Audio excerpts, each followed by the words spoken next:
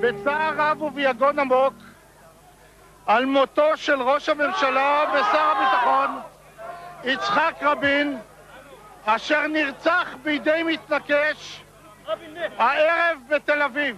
יהי זכרו ברוך. The state of Israel is stunned, shattered. Our hearts refuse to believe. A young Israeli, one of our own, has assassinated the Prime Minister of Israel, Јицхак Rabin.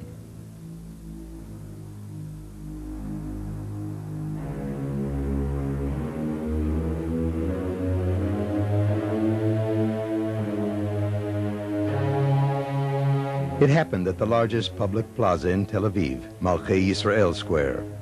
Just moments ago, the mass rally for peace and against violence ended.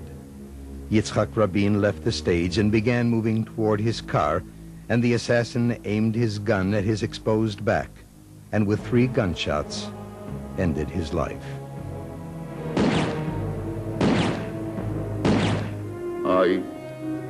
Military ID number 30743, retired general in the Israel Defense Forces in the past. Consider myself to be a soldier in the army of peace today. I, who served my country for 27 years as a soldier, I say to you, today we are embarking on a battle which has no dead and no wounded, no blood and no anguish. This is the only battle which is a pleasure to wage, the battle for peace.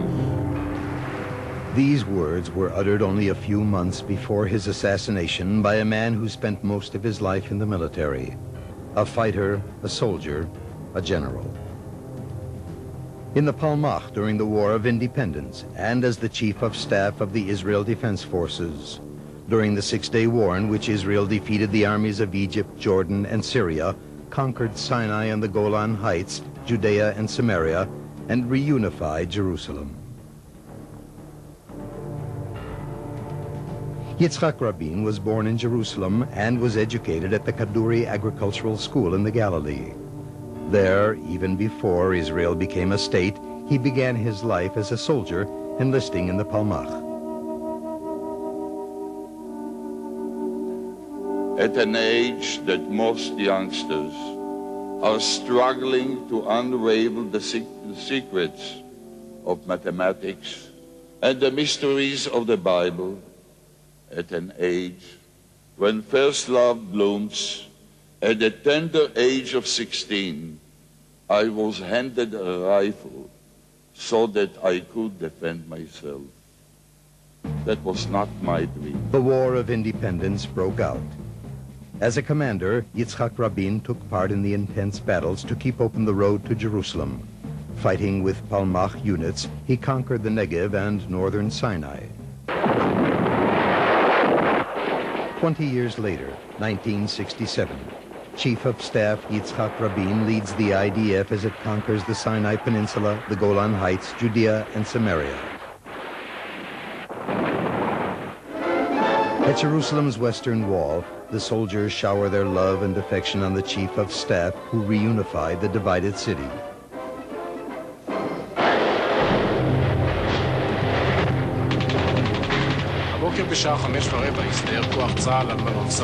During the 1970s, as Israel's prime minister, Јицхak Rabin must contend with Palestinian terrorism that stalks Israel from within.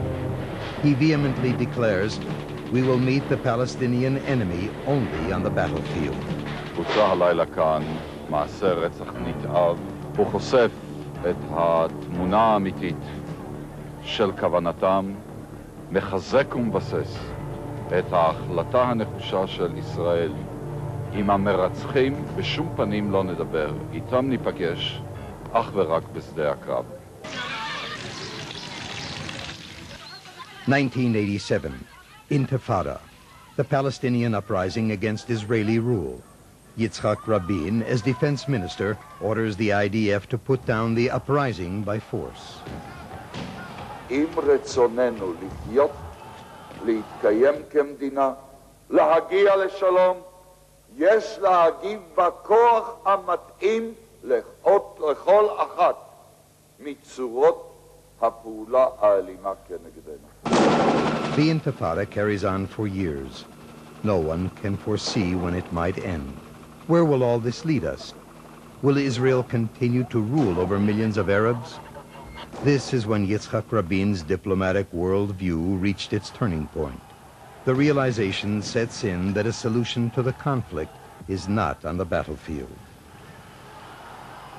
With you we are in confrontation. Let's shift the confrontation to negotiation. Let's solve it not by using stones, petrol bottles, knives, but around the negotiation table. In the 1992 elections, the Labour Party, led by Јицхак Rabin, triumphs. Back in power, he will take the big step, making peace with the Palestinians, Israel's bitterest enemies since it became a state.